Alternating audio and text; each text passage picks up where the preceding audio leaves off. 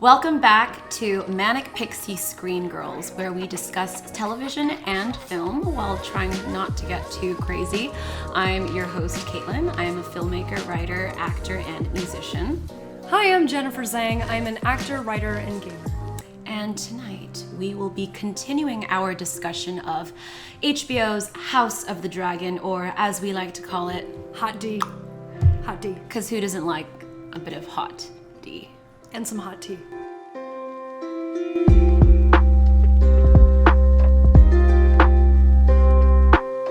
Jen, why don't you start us off tonight?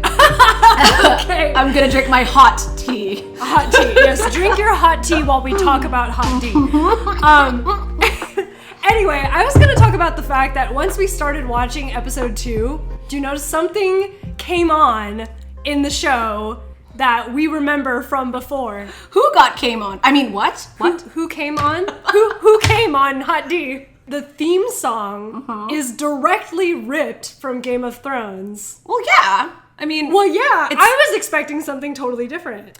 No, I think for this show in particular, Ramin Djawadi, I think is that how you say it? Yeah, the composer, he's not trying to hide the fact that he's merely riffing on existing material from his score. Sure. Because it's supposed to be a nod and kind of it's a bit of a fan service, right? To those of us who followed Game of Thrones. I get that, but weirdly, I wish that it had its own thing because I feel like this deserves its own headcanon, I get that it's part of the umbrella, but they just announced 8 other variant spin-offs, and are they all gonna have the Game of Thrones theme, Sorry, you're referring specifically to the fact that the opening theme sequence is literally the same music. The music is the same, the sequence is kind of the same. I didn't even think about that, but you're right, yeah. I was just it doesn't really do it justice, because this is a really nice contained story in and of itself, Yeah. Even though it is inspired by Game of Thrones, and even though it is by the same composer, I feel like, they could have done something differently. I don't know. I can't get into the head of Ramin Djawadi, but I feel as though, as a creative, maybe he would have done something else, but maybe, the producers prevented him from doing so. I don't know what conversation went on, but I kind of hoped for a different theme song. What did you think of the opening sequence itself? With the blood kind of flowing through the halls. Well, here's another thing.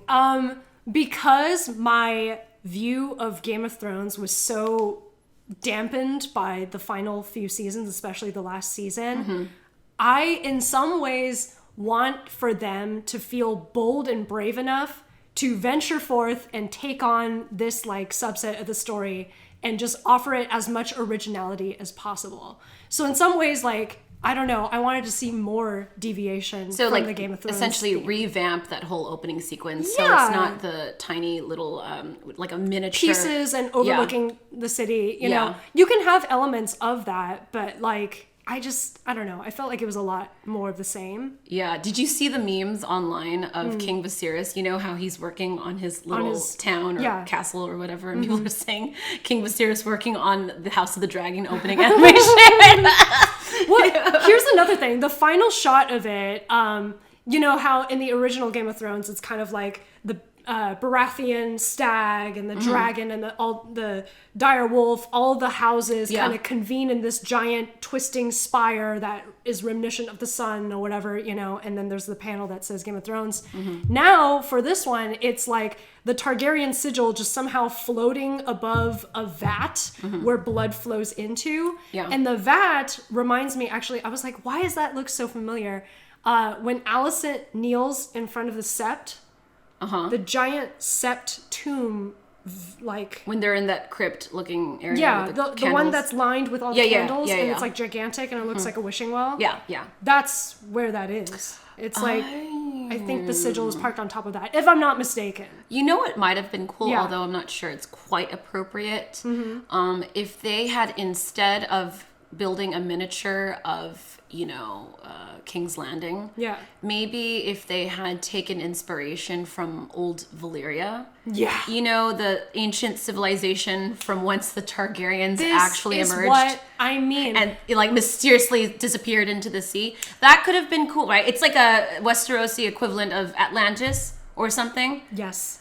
Right. I was going to say, just jumping off of that, you and I both talk often about how the business of art making sometimes ruins like the creativity or the boldness of art making. It does. You know? Yes. So like in some ways, like even though this is a spin-off of Game of Thrones, I still wanted for it to be daring enough to be its own thing. Right. You know? Right. But I did like the blood because I think it's looks like paint. Looks like acrylic paint. Well, I think it's a nod. Glop, glop, glop. It does, but that's what's nice about it. It's not too scary. I'm not afraid to be scared, but I don't think the horror element is what they were going for in regards to that sequence. It's a symbol for blood. Yes, acrylic paint. Which is a nod to, I think, the source material by George R.R. Martin, which was, called Fire and Blood. Right. And there was no fire in the sequence apart from the one that's igniting from the bottom of the sigil. But again, there's this recurring theme throughout the series of the blood of the dragon. I will take what is mine with fire and blood. Cool. This idea that keeping the bloodlines pure, aka incest, as we've spoken of before. That's kind of why they did that. Yeah. And, I really liked it. I am hearing your opinion and I am thinking now, okay, that does make sense. They weren't very different, or daring rather, I should say, especially considering they're trying to do 8 different spin-offs. Yeah, are they all gonna have are they all gonna be no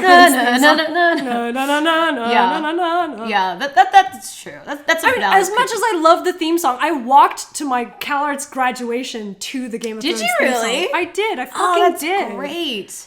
I love that. Yeah. It wasn't super big yet when I graduated, but I mean it was getting there, but not quite. Yeah. So speaking of hot D, what have you read from the internet, Kaitlyn? Kaitlyn read on the internet, which never lies, that there has been some murders. There have been grumblings.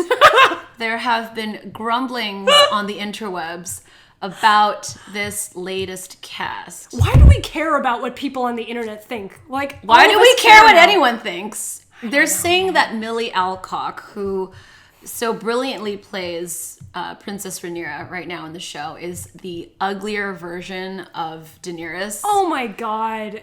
Played by Emilia Clarke. That is so dumb. She is so beautiful in her own right. Yes. I mean, it's true. She doesn't... Not that this matters. This is just my opinion. It's true? No. Hold on. No. Anyway, it's true. I'm not saying... Anyways, I'm just kidding. No, I hate to be an apologist. I'm gonna let you finish. But Millie Alcock was the best Rhaenyra ever. No, my job. No. It's true that she doesn't have the most classical features, right? She has interesting, unique features. Unique beauty. Yes, yeah. She almost looks like she could be, I don't know, somewhere far in the north, right? Like she almost looks slightly Icelandic or something, if you ask me. I'm not sure exactly. I don't know. But so she doesn't have the typical classic face that you expect from Hollywood or whatever it is you want to judge. But thank God. But I don't care about that. I think she has she almost has that model face, with the interesting features that people really like to see on the runway. Oh, like a high fashion runway? Kind of, yeah. Not that matters. Honestly, I do see a lot of parallel between her beauty and Emilia Clarke's. Even though they're not one-to-one, I feel as though they both have cherubic features, right? Yeah. And they're both kind of equal measures of at least initially, innocence, beauty, poise, but also daring, Yeah. which is really interesting. It's interesting because Millie Alcock, she has, in a way, almost more childlike features. She does. But her personality... How would you compare her personality to Emilia Clarke's portrayal of Daenerys? I feel like she's more... she's not a big softie like Daenerys is. Aside from the fact that she crucifies the masters and kills everyone in Ostaport. Okay, so Daenerys has more of a maternal personality, right? She wants to help out the little guy. She wants to prove herself a hero. She's a dreamer. Yeah. It's all for self-serving purposes, we find out in the end. But yes. Anyway, for a time, we really believe her. Yeah. But, sorry, excuse me. Yeah, sorry. But Rhaenyra, she very much seems like an adolescent who's kind of like a bit of the spoiled princess. You know what I mean? She hasn't quite figured out who she is yet, and she was kind of hoping that her role as heir would lead up to something, but clearly right now she's feeling more and more irrelevant by the minute. Yeah, and I definitely think she has a bit more of a rebel energy. Mm-hmm. Like, I don't really want to do this, but I also want to be I want to be important, right? Yeah. Which we're gonna get into later when we unpack this latest juicy episode. Yes. But in terms of the cast, you know, I don't really care for, is everyone handsome or beautiful? But people have been saying like, oh, they're not, as a cast, they're not as hot or like something. It's not. That's absolute bullshit. I mean, to be fair, it's not as wide. The cast, there's not as much cast members as with Game of Thrones, which literally boasted hundreds of cast members. So like numbers game wise. Yeah, there's less hot people less to choose. Hotness. Wait, speaking of hot, Sir Kriston. Yeah. I'm only gonna call him Sir Kriston. There's no Kristen Cole here. Okay. He's kind of got. Did you ever watch? Gosh, that Shadow Narnia. Did you ever watch Prince Caspian? He's got like mad Prince Caspian He's vibes. got Prince Caspian vibes. Except he actually does look slightly more Mediterranean. Yeah. I think he's but you know what? They cast him hot. They casted him because they're like, oh, we want this sexy knight in armor. Of course. He's the guy who wins the tourney. He's the guy who, like, you know, woos Princess Rhaenyra. Yeah. Hotness in this series. Yeah.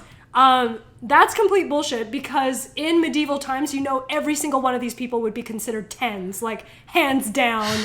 But peasants would be falling over themselves. I want everyone on my show to be extremely hot and sexy. According to who? Everyday standards, modern day TikTok standards, Instagram standards. Okay, flip your hair more and I'll believe you. Like, man. Yeah, well, it doesn't matter. I mean, I don't know. I'm becoming, like, the more I observe beauty trends, sorry, this is, like, totally off topic. No, go off, But, like, girl. the more I observe beauty trends, the more I'm convinced, like, beauty is so, both subjective and, like... Transient. Yeah. And sometimes transient to the point of being inconsequential. Mm-hmm. Because it's like, oh, the same trends will refresh. Like, what features we find to be beautiful are going to be out of style in 5 years, in 10 years. Yes. You know? We consider, like, think of, like, those Silent Hill. I'm thinking of Silent Hill. Think of Silent Hill nurses, like, squabbling. Anyway, think of silent film era actresses. Yes, like, with the sperm eyebrows. And the eyebrows. And you know, and they have a vibe. Mannish but with the makeup. If we saw somebody, like, walking in through the door with that, we wouldn't go like, oh my God, they're so gorgeous, you know? We'd be, like, nice cosplay, right? Yeah. No, but, yeah, no, it's definitely, like, for example, I don't know if this is off topic now, but Slim Thick is no longer a thing, right? What's that? Slim Thick was the latest beauty trend. I say was, because apparently now it's getting out. It's getting out of fashion. But the whole Kardashian Slim Thick, in which one has large breasts, large butt, but a tiny waist. Oh, like think Beyonce. Exaggerated hourglass kind That's of? the Slim Thick aesthetic. All right. That many women were photoshopping their bodies for in order to they were getting attain. butt implants and things like that? Yeah. So the message for the internet at this juncture, accept yourself for the way you are, is who cares? Don't let internet bullies tell you whether or not you're hot enough to be on a show. Okay? And also, actors don't have to be hot in order for you to be moved by their performance. Exactly. And hotness isn't like fully measured by your physical attractiveness alone. Exactly. And I don't care how far Matt Smith tilts his forehead. I still think he's a relatively attractive and charismatic and talented actor. But you can definitely hear the Dolby Digital surround sound music play as he views. But you know what? He's got a haircut now, so everything's fine. Is it? In the show, this latest episode, Damon... So going back into the narrative... Okay, yes. Prince Damon comes back to court in his usual aplomb with a now shorn haircut and an interesting crown. He makes up with his older brother, King Viserys, but as we learned throughout this episode, that respite was not to last long. Sure, of course. What happened? We should also discuss how this is episode 4, by the way. So Yes. we are spoiling everything up to episode 4 at this point. Anyway, what happens is, I mean, we already got this kind of incest vibes between Damon and Rhaenyra at the very jump, right? Right. So now we revisit that by having Damon take young Rhaenyra to a brothel. As one does when one reunites with his niece. As one does. Some good little family bonding time. Yes. What, you never went to pleasure houses with your older uncles? Oh, never. Just me? Yeah. Is that a Filipino thing, I guess? Oh, it might be a Filipino thing, yeah. Got it. Anyway. What happens in the family stays in the family. But now it's on the internet, so you just said that out loud. I'm kidding. That didn't really happen. I know. Okay. It's not on the family anymore. It's on the internet, fam. Anyway, so he takes her to a brothel and very nearly seduces her until he stops and is kind of repulsed by unknown forces from within. It's not clear what causes him to stop, but nevertheless, the coitus did not occur. The coitus did not coit. Coitus did not happen that night. At least not between uncle and niece. Yes, at least no. She was all in, though. She was like, hey, come on. She was going for him. She was like... Yeah. Let's and go. He was like... Targaryen tradition. Let's go. Just like that. My head. More hair whips. The audience believes you. Yeah, what's funny is for some reason I was under this impression that it was going to be more of a slow burn romance, you know. I thought they were going to unite through just as more of a neutral political alliance. Yeah. But here we are, you know, uncle telling little niece here, fucking is for pleasure. For women too. And she's like, Eh? And then after he successfully gives her blue balls and abandons her in the middle of this pleasure house at nighttime, what happens? She goes home and then gets the bright idea of like, hey, I have a Dornish snack waiting outside my door every night. A Dornish snack. A Dornish snack. She gets a little peckish for a midnight snack, right? She reaches out and grabs the midnight snack, brings him into her room. For an attack. Like, for a snack attack. A foreign invasion, if you will. So I was saying while we were watching the episode that I was having extreme whiplash. Yes. Now, don't get me wrong. I have no problem with her being with either of these dudes, but it just happened so quickly, right? Back to back. I thought they were gonna kind of build up, actually for both of them, that I was so shocked. I didn't know who to stan. And then I just kind of started standing both of them while, trying to figure out what was going on.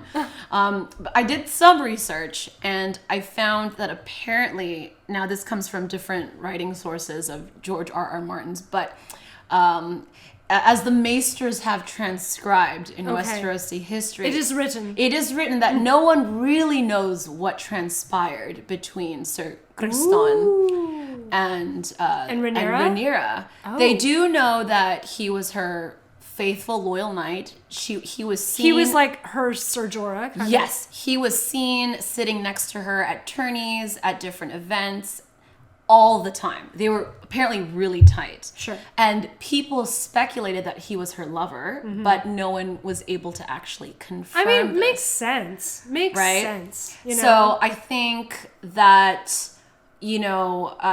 on top of that, there is also talk that maybe Prince Daemon had been grooming his niece. Oh, absolutely. Right. So I think that's why he gives her the necklace. Yeah, you know? yeah. So this is from the Maester writings, right? So I think that the take that HBO was going with here was that it was kind of a mix of the two, and she goes to Sir Criston, whom she's been harboring probably a crush on for a couple of years now, as a bit of a rebound. Yeah, yeah. But we really don't know what's going to happen. I mean, I think Sir Kriston, having, Jorah vibes up the wazoo, I think he fully recognizes that, like, this is a princess. Like, I don't think he has any kind of, like, possessiveness over her. He seemed reluctant, he was erring on the side of caution. Which makes sense. He was allowing her to take off his armor. Yeah, because he could die for something like treason, that. Treason, against his princess if, he's caught trying to seduce her or whatever. So he's kind of letting her take the reins. Right. And I also wanted to talk about something that's touched upon a lot in this episode, which is this idea that Rhaenyra is such a sought-after chess piece in this whole political game here. Yeah. She is the Westerosi equivalent of the Bachelorette from that ABC show. To the point where her father literally takes her on a tour. Campaign. Yeah, a tour. She's going on tour. This bitch is going on tour. She don't even have a band. And all she's doing is swiping left. Yeah. Again and again and again. Yeah. So no one seems to, and that kind of reinforces this idea to me that she's a bit of a rebel. Yeah. She's a bit of a, a heedless contrarian. Yes, I don't want to play by your terms, Dad. Yeah. Right? Or society's terms. So, all this happens and then she has a bit of a tumble in bed with Sir Kriston, her Latin lover, and now her maidenhead has been taken. Her reputation, as they say, has been sullied. And what are the repercussions for that? I know that Song of Ice and Fire and all these things are kind of based off of European medieval history, but I was actually surprised by how deeply they delved into that stigma.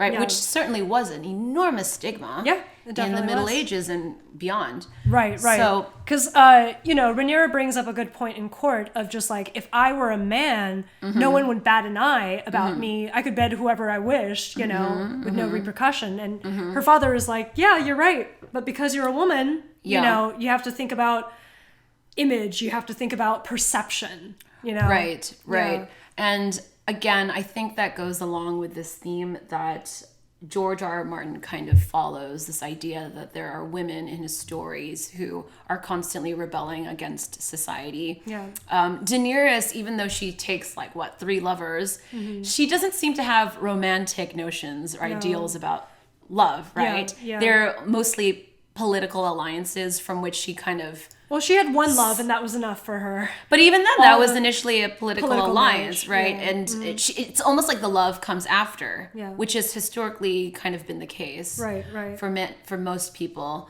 But I do like how they're giving Rhaenyra her own character, this character of, the rebel, not overtly so. I also don't think it's just rebellion, though. I think she actually brings up a good point. I forget to whom, but she talks about how I think she talks with Alicent about this. She says to Alicent, I saw my own mother die on the childbirthing bed, Right. I saw her do that, and I don't want to end up like that. I don't want my entire life to be about sitting in a castle and pushing out heirs. Right. I mean, if you saw your mother having to go through that and having her die because of it, I don't think you'd want to do any of that stuff either. Yeah. But what's really interesting is at this juncture in the road, Lady Alicent kind of plays the foil to Princess Rhaenyra, right? She's living the life that Rhaenyra is supposed to be living. But she doesn't seem happy either. No. There's a reason why they juxtapose those two love scenes with her, getting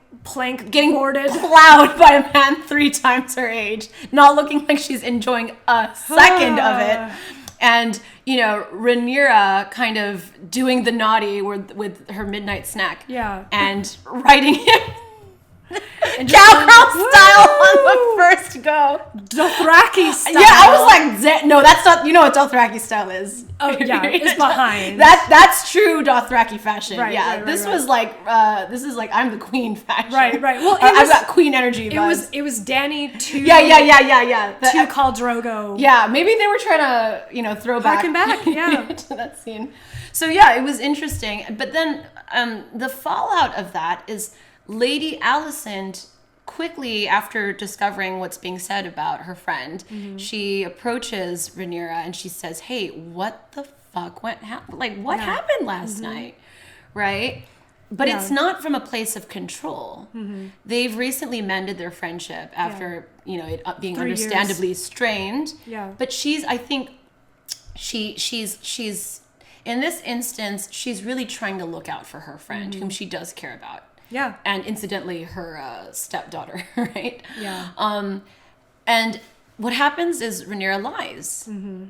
What do you think was the reason behind that? Do you think it was smart for her to lie to her friend? I think she knew that Alicent would perhaps report back to the king. So she doesn't really trust her? No. I think like the moment that Alicent wedded her father, she's like, she was really like, trust you. I've lost a friend in some way. Like we will never be close the way that That's we were. true. They're never really going to be close again. Yeah. Because in some ways she will always be queen and that'll come first, Right. So I think she lies, one, to just like, I don't know, in the same way that like, oh, did you eat the cookie? No, I didn't eat the cookie. Fuck you. Like, whatever. It's kind of similar to, you ever read Pride and Prejudice? Remember when the main character, Elizabeth Bennet, she finds out that her friend Charlotte is going to marry the much older and very ridiculous cousin of hers. And in the book, it's, Jane Austen writes that because of the decision that her friend made and the fact that her friend concealed it from her, true intimacy can never be achieved ever again. She can never really be close friends with her. Right. And I think that's kind of the dynamic they're portraying here. I think so. What will befall of all this? Man. Time will only tell. And when I say time, I mean a week. Yes. When we watch the next episode. The weeks forthcoming shall tell us. Yes. So, Jen. Yes. End of episode 3. Hot D gave us a little surprise on the battlefield. Oh, yeah. A little surprise on the battlefield. Meaning they displayed plot armor in full strength. Literally, figuratively. Yes. So what happened again? It was all a blur to me. Basically, Daemon Targaryen goes up and pretends to offer Dark Sister to the crab feeder, walks alone in a whole field, and waves his white flag to surrender. So presumably a surrender, right? Makes his way into the den of the crab feeder's court. Right. And then, as soon as guards kind of, swarm him to overtake him or whatever, he uses the sword against them. And then he proceeds to, like, run down this breezeway, openly exposed, while all these numbers of archers are raining down arrows at him from above. None of the arrows hit him until the very end. Then they pierce, like, non-vital organs. And only 2 of them hit. Only 2 of them hit, and he was like, oh, yeah, God, no, the arrows finally hit. Not just that, but they sent, like, 100 men after him. Yeah. He was, like... on foot. In addition to the archers, this was some overhead. Jet Li shit. Okay, so it sounds to me like you found the whole thing a bit implausible. A little bit implausible. Do you understand that what they were trying to do from a narrative perspective? They were trying to show like he becomes a hero in retaliation for his brother trying to come in and send troops, right? Right. So if you had rewritten this whole scene, how would you have done it differently? I think.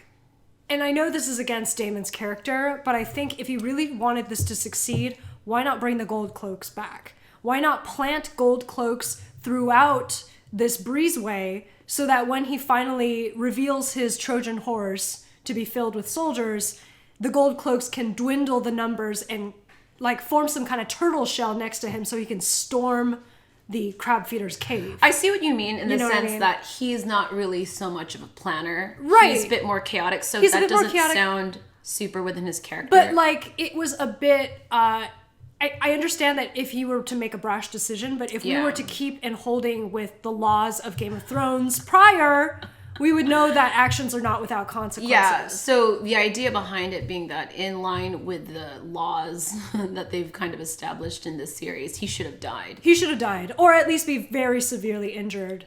Okay, so here's my thought.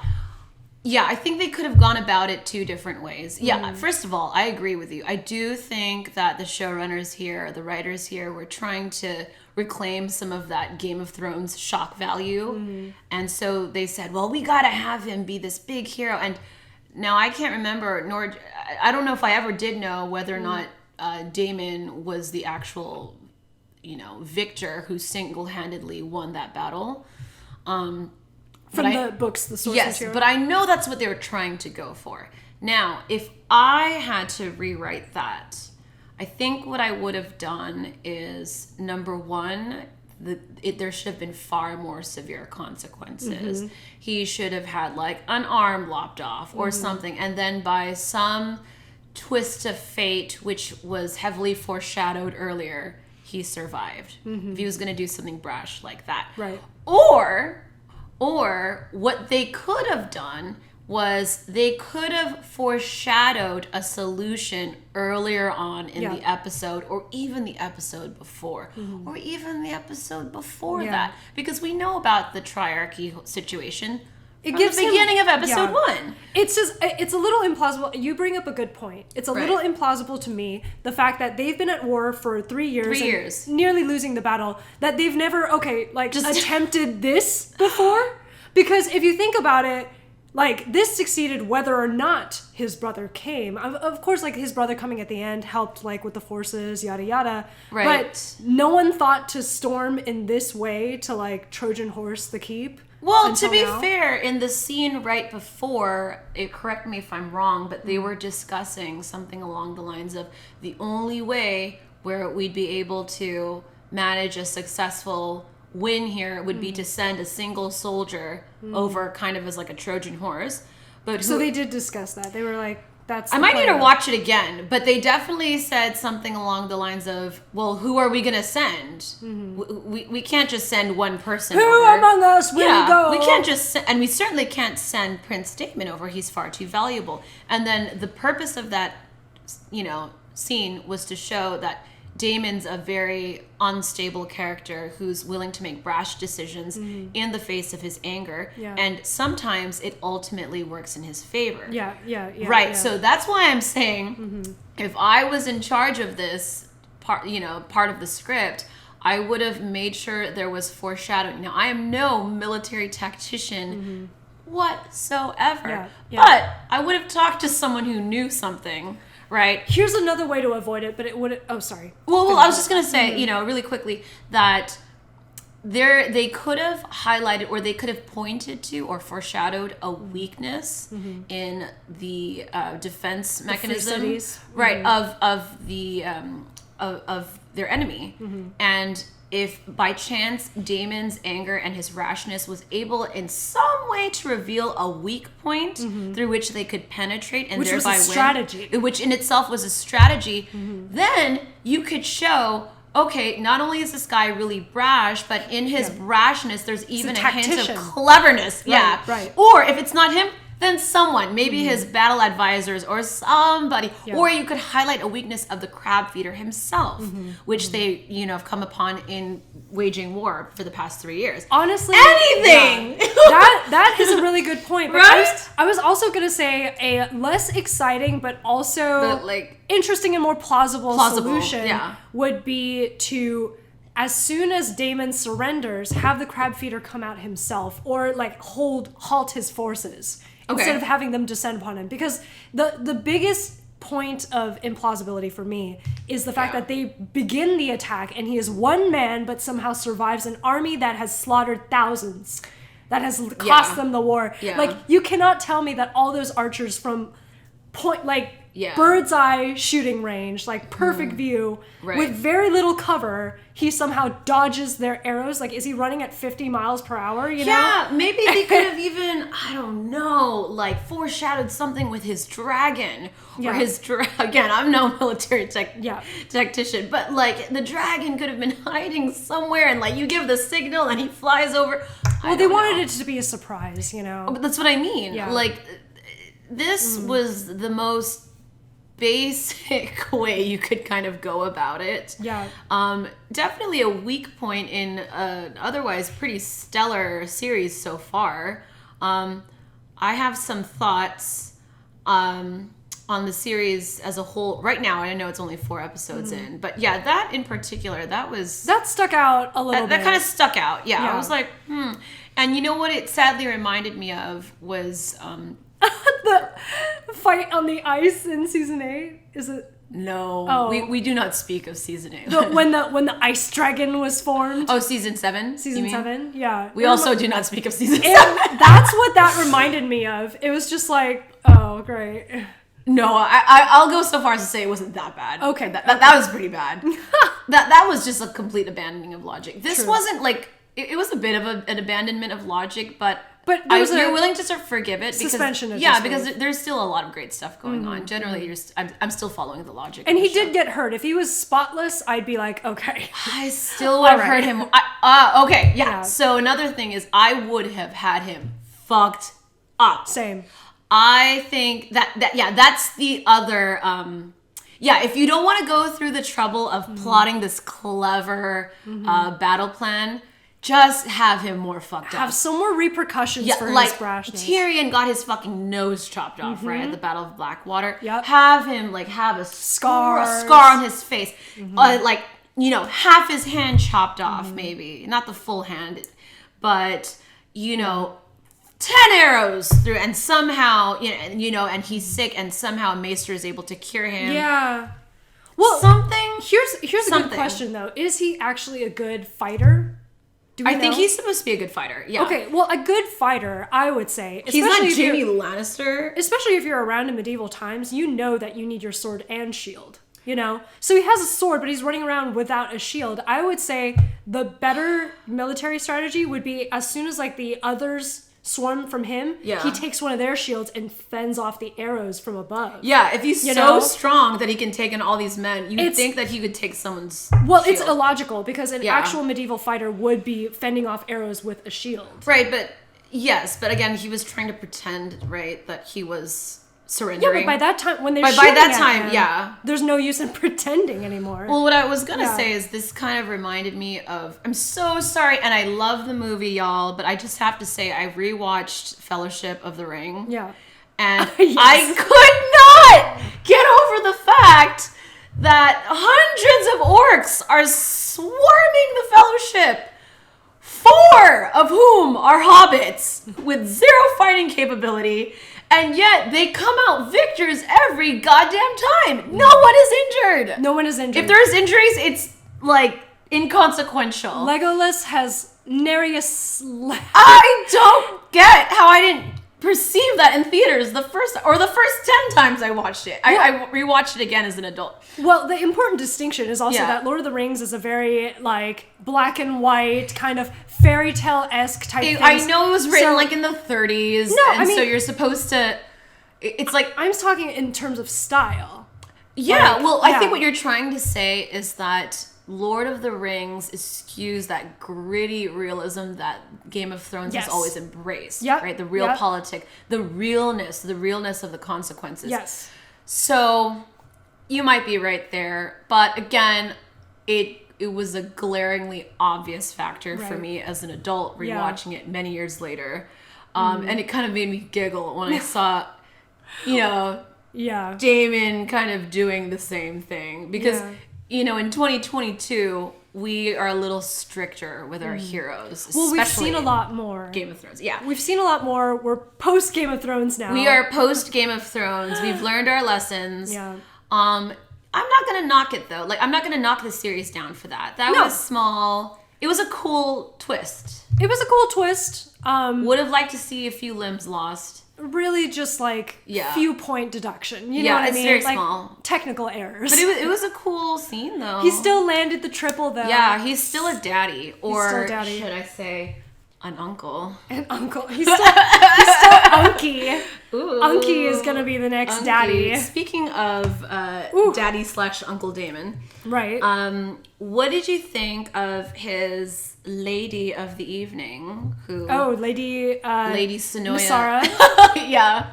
Oh, well, I mean, I found her accent to be interesting. I know you had some qualms about her accent. In the show. Well, I felt like I think she was like the proto Shay. Shay has a very strong German-French type accent. And I'm pretty sure Sonoya Mizuno does not speak like that in real life. So she was trying to emulate some kind of, I don't know, Caribbean Essos. almost? Oh, well, within the... judging from her looks, I would assume they're trying to slant that she's from ET or one of those, Asian equivalent countries. Yeah, well, in Planetos.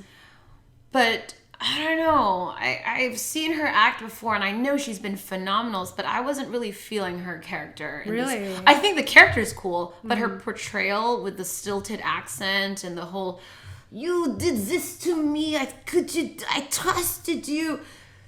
It was just a bit heavy-handed. Really? Yeah. That did not catch me as harshly as it did you, perhaps. Okay. Like, I found her accent, as soon as I heard it, I was like, that's really interesting. And then this past episode 4, she basically goes into this monologue, which I know you had feelings about, but she goes into this monologue in front of Damon after she extracts him. Oh, yeah. Episode. So what was going on there? Did she... I think she extracted him. Like, from that whole scenario when he was drunk, basically. Yeah, I think she's... Okay, so I read somewhere online, like, she's, like, the proto-master whisperers right now at this point. Yeah. In, like, Flea Bottom or somewhere within... Because that little boy belonged to her. Yeah, so it sounds like she's set up shop or something since the last time we saw her. Last time we saw her, she was cutting Damon a new one. She was upset that he was claiming she was going to be his pregnant queen or wife, carry a child, and she vehemently opposes this fiction, saying, I wanted you to free me, not to enslave me or something like that.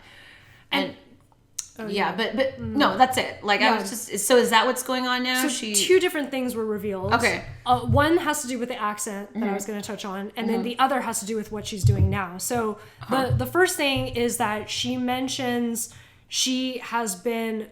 her entire life has been about being sold in different ways across different lands. Okay. And that's why her accent is supposed to sound very strange, is because she's not from any particular land. I'll take it. But she was, like, essentially shipped around all the way from the east to the west. You know? Yeah, okay. And, like, one other thing that she tells Damon is that she's done with, being a lady of the flesh, basically.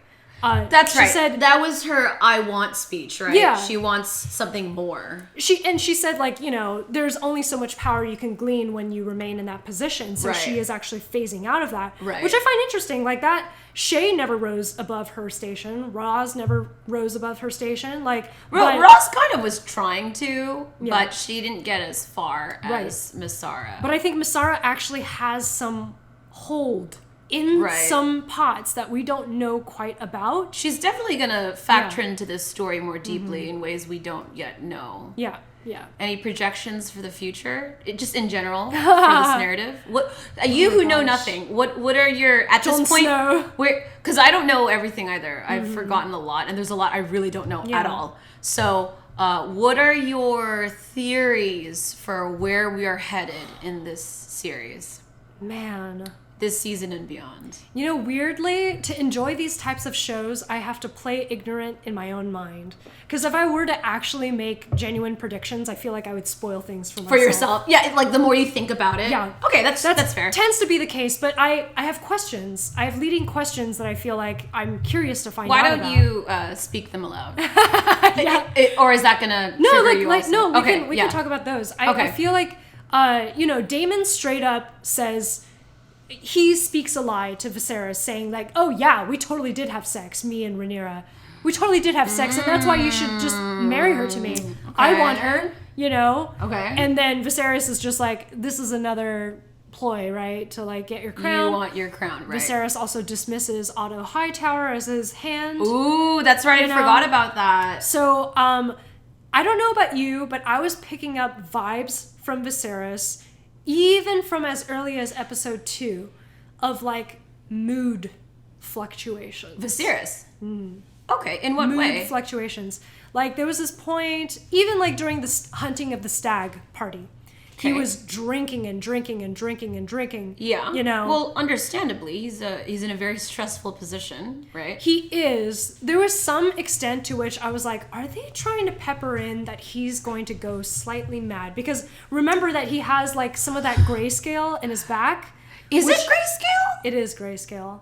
Because I thought you guys were saying the throne, the swords from the throne were cutting him. Yeah, well, he did cut himself on the Iron Throne. So it's both. I mean, who knows where that's from? It could be that, I mean, the throne is made of swords that killed other people. Right. Could be that there's grace and we saw on the that, sword. like in episode 1 or something, he right. got cut. He got cut on the Iron Throne, which is a bad sign because, that it's an omen. Sure. And then another thing is he broke the dragon piece from his miniature model of the kingdom, and Alicent is the one that repairs it and gives it back to him. That was kind of a cute scene. There's there's a white, what is it called? Heart. The deer.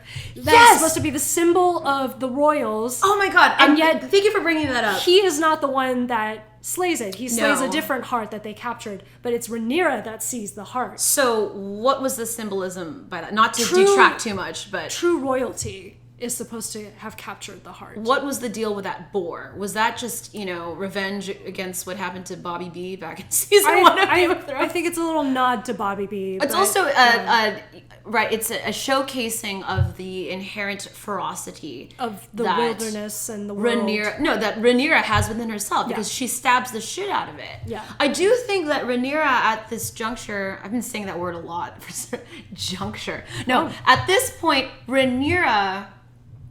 I think remember I've talked to you about different feminine archetypes. Yeah. She's the huntress. She is the huntress. Absolutely. She is absolutely a huntress now. So describe the huntress for everyone. So the huntress, a feminine archetype of the 7 that were listed by Carl Jung, in which he takes a lot of ancient goddesses, mostly, Greek goddesses, but they can also transcend to other cultures' goddesses as well, that are inherent and latent within all women and accessible to all women. Mm-hmm.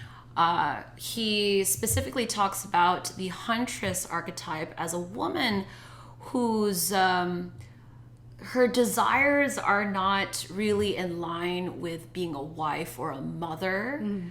They might, align later on in her life, but generally she tends to be focused upon her ambitions, her goals, her identity as an individual. And it's typified by the goddess Diana. I'm sorry, not Diana. Wait, Artemis. Artemis is Diana. Oh my god, sorry. It's typified by the Greek goddess Artemis, who was the goddess of the hunt, who did not want to live with the other gods up on Mount Olympus. She was and frolicking. Did not want to wed. She's the virgin, right? The virgin goddess. She was frolicking with the nymphs in the woods down on Earth. And, when they bathed, no mortal man was allowed to lay eyes on them lest he be slain. Mm-hmm. Right?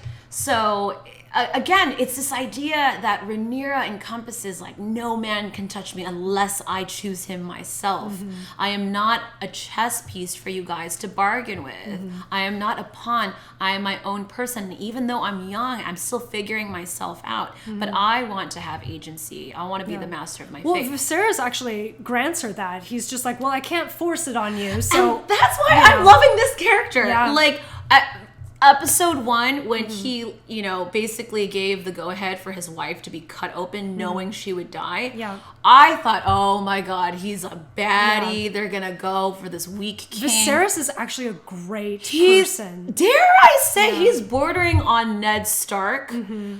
I do think he's still just a little bit weaker than Ned Stark. Yeah.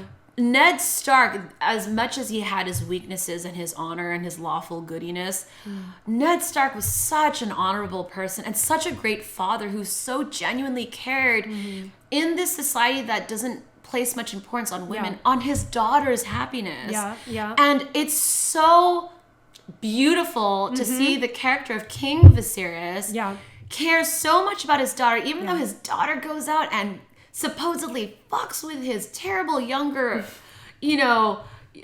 brother. He says Jaehaerys would have disinherited you, but I do not wish to divide my kingdom over this. And he also swears upon the memory of her mother, his late wife Emma, that she would not be supplanted. As not his just heir. that. Yeah, I still think I get this vibe that he still wouldn't have disinherited her either way, whether or not it affected the realm. Wow. Because he there even were says, doubts. There were doubts. Oh, in episode 3, I think the episode with the hunt, where he said, I named her my heir in my grief, but it was for my love of my daughter that I did that. I was like, oh my God. And here's the thing with House of the Dragon. I did feel, and you guys probably disagree with me on this, but I did feel several times watching it throughout the last few episodes, like, it feels kind of slow. Really? Slower than I'm used to. With Game of Thrones, the pace is usually like this. Really? I feel like Game of Thrones had like a slower pace. It did have a slower pace, but I think it might just be because there's so many more characters and so many more scenes.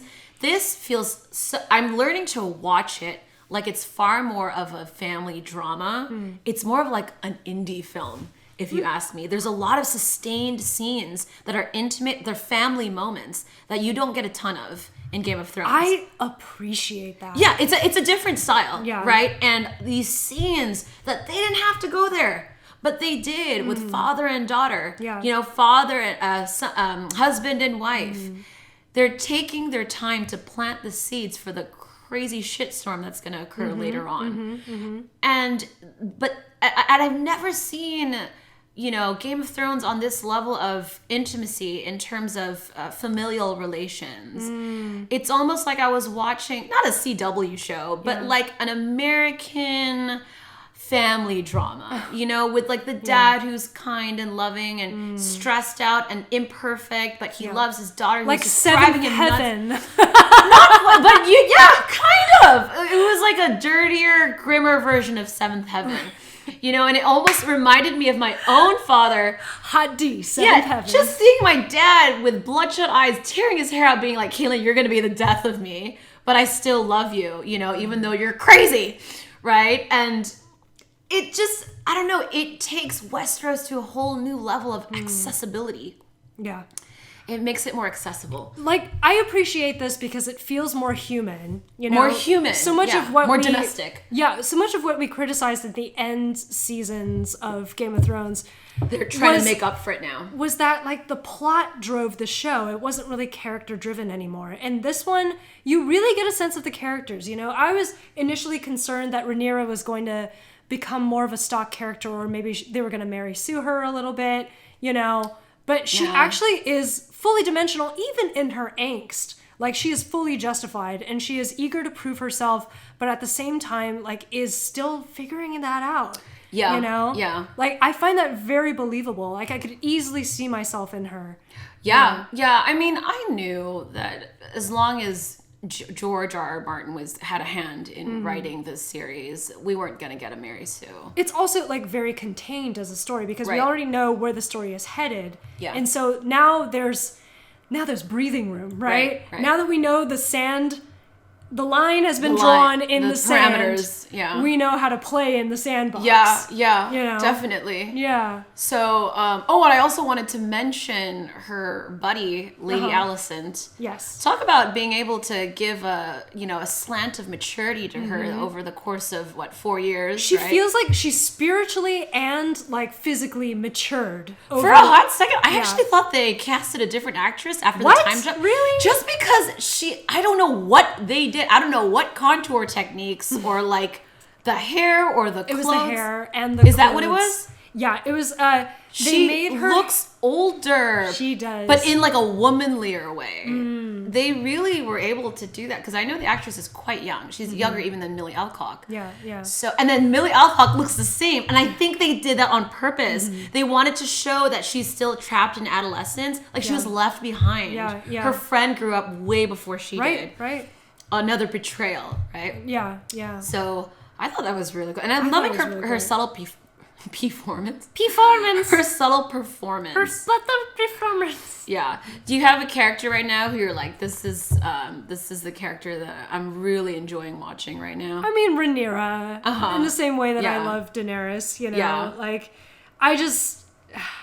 Gosh. I know Rhaenyra's great. There's nothing wrong with her, but for some reason, it's really hard to replace Daenerys for me. No, I mean, she doesn't replace Daenerys. Yeah, I'm still warming up to Rhaenyra. I do not dislike her whatsoever, but I'm still waiting to love her. We'll see. I enjoy her character for sure, though. Yeah. I mean, I I don't know if I per se like love any character yet. Not yet. But I love what they're doing with the characters. Definitely with even Game of Thrones, it took me like a season or two before I really started loving any characers. Well, it takes about a season to build investment in somebody. I'm really liking Matt Damon, as I like to call him. Matt Damon Targaryen. Matt Damon Smith. Yeah. Yes. He's cool, but even then, I still want to see more. I'm liking almost all the characters. I don't think there's one person that sticks out. Lady Miss Sarah. I still like who she represents, though. Yeah. I'm liking the performances. I'm liking the characters. I'm liking where this is going. I'm in. Yeah. I'm 100% in. And I'm excited to see what happens next. Same. Yeah. I mean, I also... Okay, so just like speaking about Rhaenyra's little rump in the sacks. You mean her romp? Her rump. We're speaking about her rump now. I said rump. Oh, I heard her rump. Her rump. I was like speaking of her rump. Oh no, I don't think we saw any nudity, did we? We didn't actually. Yeah, surprisingly. Which I kind of appreciated because it's like, well, she is young, but at the same time, like, you don't really need that. You don't really need to see it. You don't need that. Like, we only saw nudity in the brothel, If anything, like, I thought they handled the losing of her virginity really well. Yeah. It was more so, like, her having the agency to go, like, you know what, I'm curious, but at the same time, my life has constricted me to this castle, and I haven't been able to interact with anybody, see what the world is like, dabble in any of the pleasures that the world has to offer. Yeah. Am I just subjected to this one path that I am doomed to forever? Yeah. Like, that's not really fair. And so, of course, like, she's of age. I'm sure she has urges. She's at least she's got to be at least 18 at this point. She's 18 at this point. She's at least, if not like straight up 19. Yeah. I am just proud of Rhaenyra for taking her sexual agency and understanding that what she wants in the world does not necessarily have to align with what she has been taught about the world. She's kind of like Little Mermaid Ariel in a big pond right now, just going like, this can't just be it. Like, I want something more. I want to see what's out there. I want to see who I could potentially become if I were given more freedom. Right. Going back to those feminine archetypes, the idea behind it is that most women start off as maidens. That's another archetype who's typified by Persephone, goddess of the spring, who's taken down into the underworld by Hades, where she becomes the queen of the underworld, the dark queen. A truly blossoming woman who has agency and boundaries and an awakened sexuality. So in this sense, this is her transcendence from the maiden to the dark queen, even though she's not queen yet, hopefully, right? It's a sexual awakening. And I think it's also interesting. Would you regard Rhaenyra's character as an underdog? In some ways, yes, because she's on a Bildungsroman. She's on her own adolescent journey. And to further your point, honestly, I think Damon is the one that makes this point to her. Okay. He's the one that says, like, who you marry is a political function, but you can take lovers on the side because we all know that no one's marrying for love in this world. I like that they're doing this. Yeah. They're not trying to do this whole kind of... romance thing where, Robb Stark and Talisa, my one true, I'm gonna marry you, fuck the rest of the world, right? There's this idea that marriage, especially at that time, was a political alliance, and everyone who has agency is free to take a lover on the side. In Rhaenyra's case, it's her midnight snack / personal bodyguard escort person. Right? Yeah. Because George R. R. Martin is known for a rich variety of underdogs whom he likes to write. Most notably, Jon Snow, Tyrion Lannister. Who else? In ways, Arya and Sansa are kind of underdogs because they're girls who are thrust into this world that doesn't... women are used as pawns in the games that powerful men play, right? Daenerys, she was, treated as a brood mare, right? Just a slave, and she rises up. So it makes me wonder, would we be able to add Rhaenyra to this list? Perhaps. Would we add Daemon to this list? Daemon is almost like... there's a, the lovable asshole type thing, or someone who does... maybe an about face at some point, kind of like Jaime Lannister, bit like Theon Greyjoy. Yeah. It's interesting to see these characters who are birthed from the mind of the guy who wrote Game of Thrones, and judging off of patterns in the previous narrative, being able to kind of predict where are we going with these characters' journeys. Amen to that. I mean, right? I would also add that Daemon, as portrayed by Matt Smith, is particularly interesting. Like, if you haven't noticed, like, he has quiet moments to himself where the camera captures him, even in that moment where he decides not to actually go through with sleeping with Rhaenyra, or even the moment after he pauses after Missara, his consort, like, he stops having sex with her. Yeah. You know? Yeah. There's some kind of, like, I don't know, existential gloom that comes over him. And we love a good existential gloom. But it's kind of an intangible, like, what's going on with him? Because something's so strong. And that's a sign of great acting. Yes. Is that, like, there's such depth to the way that he's portraying this character that you have to wonder, like, what is this guy's trauma? Like, what is like, his motivations are already baffling and brash, and we all know that. That's public facing. Mm-hmm. But he doesn't fully own them the way that a person who is just kind of slapdash would. Right. He has certain reservations. He does. He has hesitation. Right. He has trepidation. Mm-hmm. You know? There's something about him that, like, mourns a person that he could be in some ways. Right. One has to wonder if he feels partly guilty for the things that he does. Again, that whole scene in the pleasure house where he decides not to do the deed with his young niece. Yeah. They might elaborate on it in future episodes. I'm sure. They probably will. Yeah. But at this point, you're meant to be left guessing. Yeah. What's going on in this guy's mind? Yeah. And he seemed more than just hungover when Missara, talks to him the next morning. He was burying a bone. Something was going on there, and it will be interesting to find out what. Mm-hmm. So yeah, that was interesting. Yeah. I just realized also, going back to the feminine archetypes, that I think Alicent is the mother. I was gonna say, which is she starts off as the maiden and then becomes the mother. She starts off as the maiden and becomes the mother, which is, funnily enough, the actual sequence that women go through according to the Jungian archetypes for women. Yeah. Which is also interesting because guess what? The main religion in Westeros, or the most widely practiced religion, which is the Light of the Seven, there is the maiden and there is the mother. Yeah. What's interesting about the mother archetype is that women who encompass that maternal quality where they care for others, particularly children, but pretty much just anyone in general, or they're the good doting wife. It's a nurturing, looking out for, being conscientious. Right. It's also inherently self-sacrificing. And for that reason alone, many women who encompass the mother stereotype can oftentimes find themselves resentful. Yeah. They find themselves being stepped on. They find themselves lacking boundaries because they're endlessly giving. Yeah. And I'm pretty sure they're already hinting to that in Alicent's character journey. Oh yeah. She basically gave up her childhood, Right. That ended the minute that she walked into King Viserys's chambers, you know. That was all at her father's behest, Yes.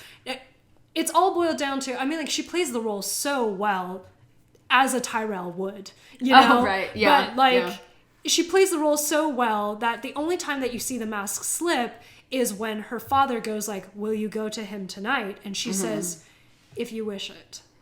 And it's just like, you realize she understands her duty as a woman. Yes. And she subscribes to it well. Yeah. And she is actually shoving her own willpower and her own desire underneath all all of that. And she's a Tyrell, correct? She is, right? Yeah. Hightower. Yeah. It's a house Hightower is they're from Highgarden. But juxtapose that with Marjorie Tyrell's character. Even though Marjorie longs to be not just a queen, she wants to be the queen. Yeah. Right? There's something scheming about Marjorie that I think is completely lacking in Alicent. Alicent is just doing her duty. Marjorie in many ways is far more of a huntress. Definitely. Right? Definitely. She's a huntress. Yeah. She is also, a queen archetype for a different day to go through.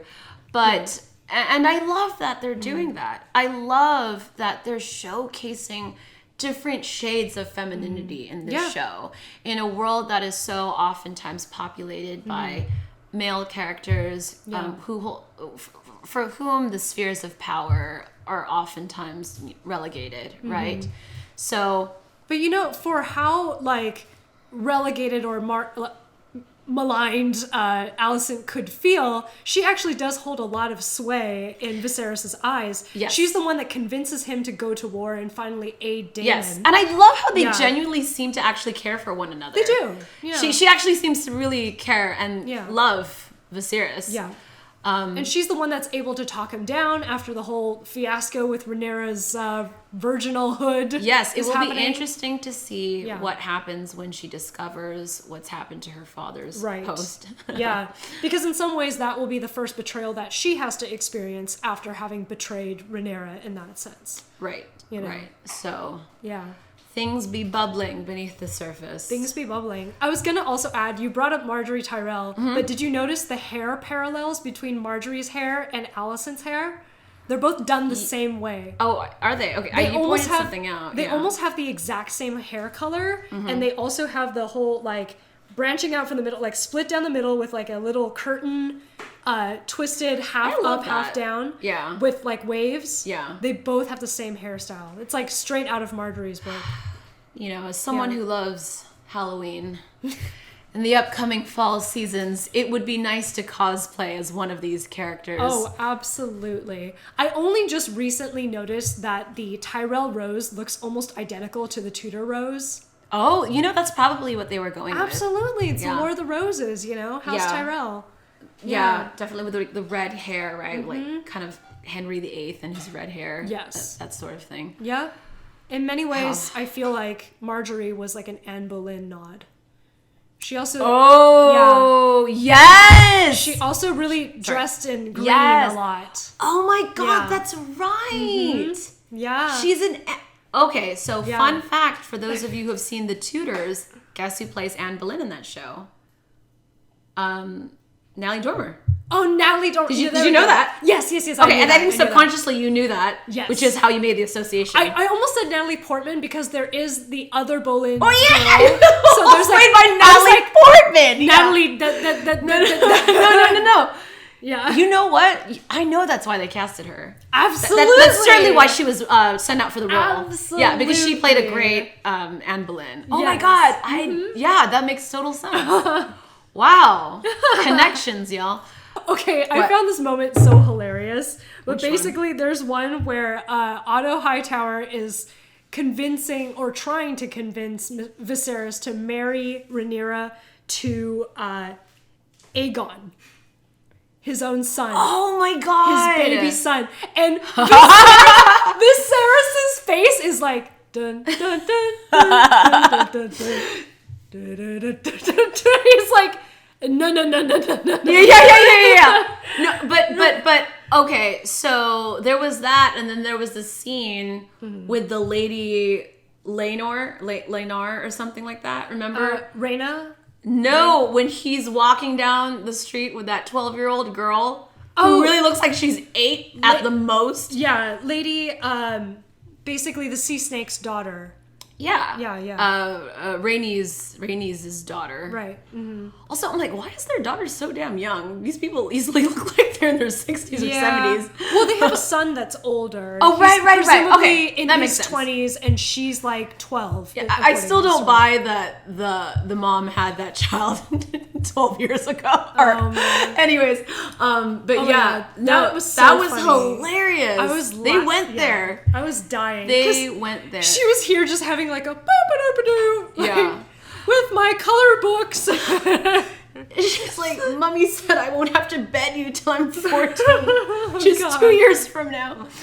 Actually, you know what? Going along with strange pairings, I found it interesting in this past episode that people were really, so they were so scandalized at this idea that an uncle was hooking up with his niece. But isn't that the whole of the Targaryen dynasty? I thought everyone interbred with one another. I was gonna say, like, I haven't had a moment to digest this yet, but I've been wondering why Viserys and Otto and Alicent have been so vehemently opposed to finding out that Rhaenyra is, like, in some ways linked to Daemon.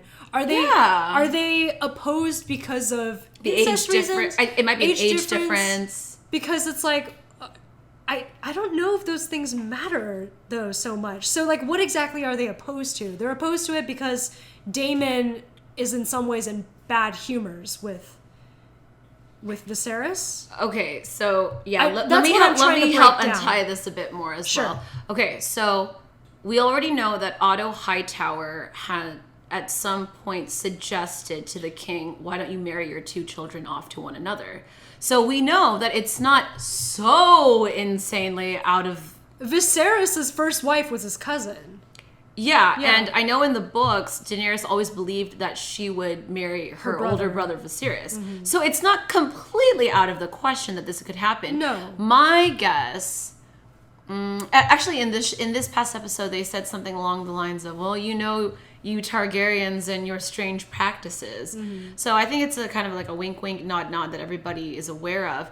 My guess is that the true scandal comes from a combination of the fact that her uncle is so much older than her, right? It's not like this was an alliance that had been planned since birth. So much older than her. And on top of that, also in very precarious political standing with the king. I think it has mostly to do with that. Yes. Yeah.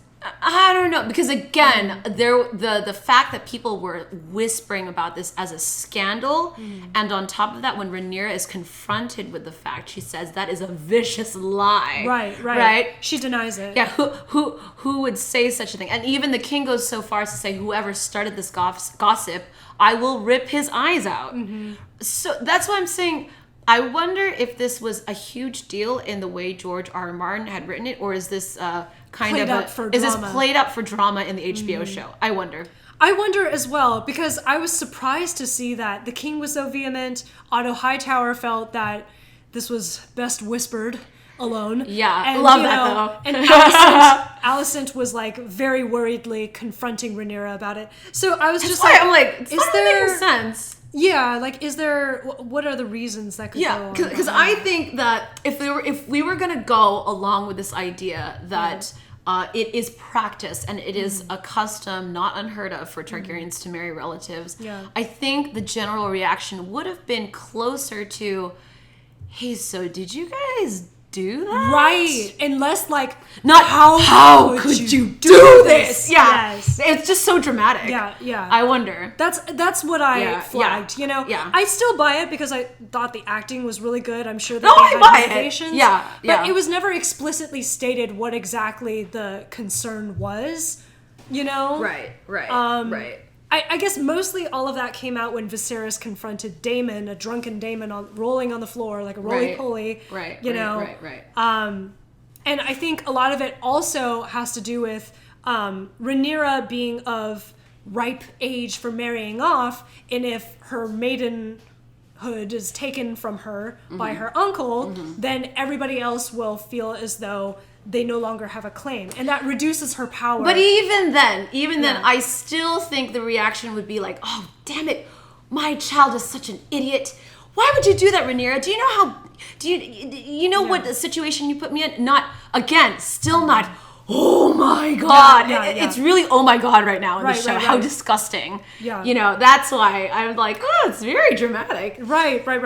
I mean, I flagged that as well. So okay. I think Alicent is coming more from the terms, the approach of the realm of just like, how could you, knowing that you're going to be the world's most eligible bachelorette, how could you do this to your future? Yeah. Right. Yeah. I think that's where Alicent is coming from, and Otto is coming from, okay, well, I want to reveal this out of concern for the king. He does have concern for the king, but also as an advantage play to make sure that, the king senses that Rhaenyra is perhaps not as fit to be heir as we once thought. Right. Maybe I can, like, up. Yes. And on top of that, the fact that she was a maid who had been unsullied, right? That was like the crowning cherry. Yeah. And no pun intended, cherry on top. Right. Right. Gotcha! But Viserys's concern is mostly to do with, like, the fact that Daemon is at odds with him a little bit. And so, like, he feels as though he specifically chose Rhaenyra to be his heir so that she would be his opposite, not to associate them with each other. You know what I mean? Because together, it's an that would be throwing his daughter to the wolves. Chaotic era. Yeah, right. I would allow why they would get so mad because all of them have something in it for them. Sure. No, I still buy it. And I think it has less to do with the overall perception. Like, if you see it at a glance, you'd be like, oh, they're against incest. But I think it's more than that. I think it's not really about the incest. I think, back to what I said. The has more to do with, like, losing your position as a princess, using it as a power play for your own family. Yeah, that's true. It can't really be the age gap because I said it could be the age gap, but hello. They wanted to marry Viserys to a 12-year-old, Yeah, so you're right. Yeah, interesting.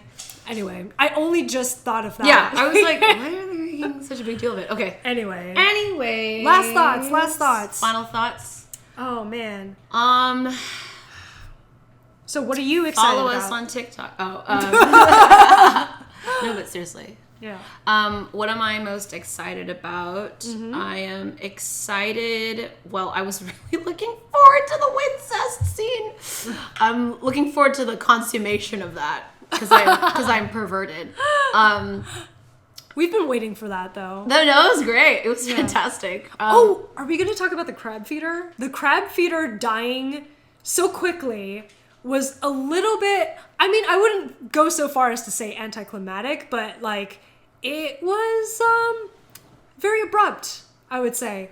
For me. Well, I'm okay with the fact that the crab feeder died. I just wonder if this is gonna in any way tie into the larger narrative. Right. I mean, it seems as though right now the crab feeder is kind of a large device to try to give us context clues for why the Valerian house with the sea snake is vying for power and trying to work with Daemon, and how Daemon kind of posits himself as the hero. Yeah, character development. Viserys needs to come to his aid in order to, reforge their brotherly alliance. Yeah, I mean, you know what? I'll let that pass too, because what I'm guessing is, if indeed that's it for the crab feeder, I'm guessing that the writers of House of the Dragon were scouring, the Maester's manuscripts and said, hey, crab feeder. Yeah. Let's put that guy in. He seems kind of cool. Yeah. It'll be a great opportunity to show extras having their skin peeled off by crabs in an excruciating way.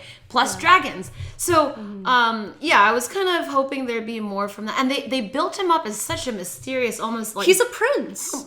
Yeah. So, wait. So he was an actual prince? Yeah. Well, they called him I can't remember. I forgot his name, but the man who was dying from the sea snake's army, or I don't know. Yeah. One of their armies was basically going like Prince Blank, Prince Blank.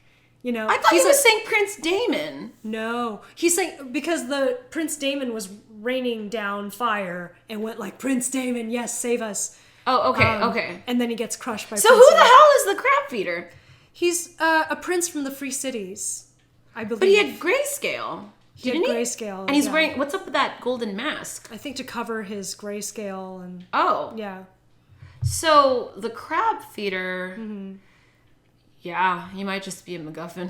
That's what I was saying. Yeah, because I don't really see where that's going. See, it would have been interesting. Okay, like one way they could salvage this is by potentially introducing how he could have loyalists coming in from the rest of the Free Cities. Like, I don't believe that this is the end of the Free Cities. There's an ongoing conflict. Kind of like here. the Sons of the Harpy. Yes. These are some anarchist pirates. Also wearing gold masks. That makes sense. Yeah, I feel like these from Essos.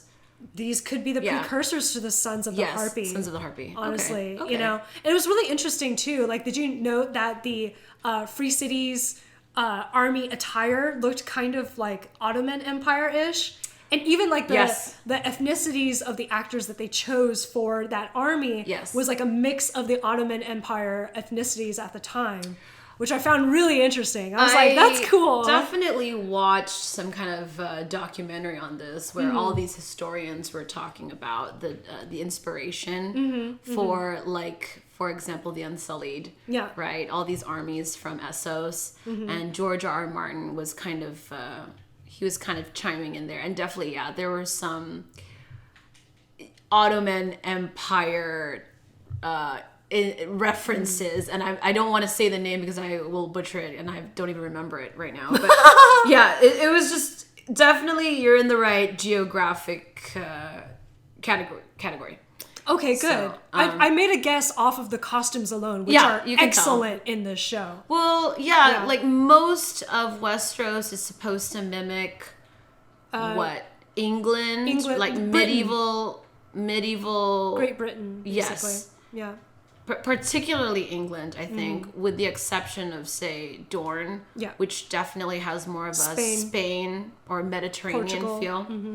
And then Essos, most people from Essos have some strange blend of like a Mediterranean Latin type accent, just to give it a sense of exotic flavor, I think. So that checks out, right? Yeah. Oh, and people from the Summer Isles are like people from like the Caribbean, something like that. Africa. That makes sense. Yeah. So, yeah, we'll see where they go with that crab feeder storyline, if it goes anywhere at all. Or if it doesn't, I'm fine with that too. I'm ready to move on. I'm ready to move on as well. I just worry that without the crab feeder, there is no imminent sense of environmental doom. And I say that because... there will be. Okay, good. There will be. Good. I haven't read the book. Don't get me wrong. Okay, good. The real conflict has not started yet. Okay, good. Yeah, hasn't started I'm glad. Yet. Yeah. I'm glad. So we're just having a little appetizer of crab before we dine in. For the main course. Yeah. No, don't you worry about that. Okay. Yeah. All right. And with that, we wrap our sophomore episode of the Manic Pixie Screen Girls does House of the Dragon, Hot D. Yeah. If you guys have comments, questions, suggestions for future topics, please do feel free to leave comments below. Let us know your thoughts. We appreciate people sharing their thoughts. We live to serve. For all men must serve. Do you? Valor do hires. As they take the hand of the kingpin away from our shirts. Yes, all Manic Pixies must serve. Yes. And I think that's it. Yes. Good night, y'all. Good night or good day. Don't do drugs unless they're good. Unless they're prescribed to you.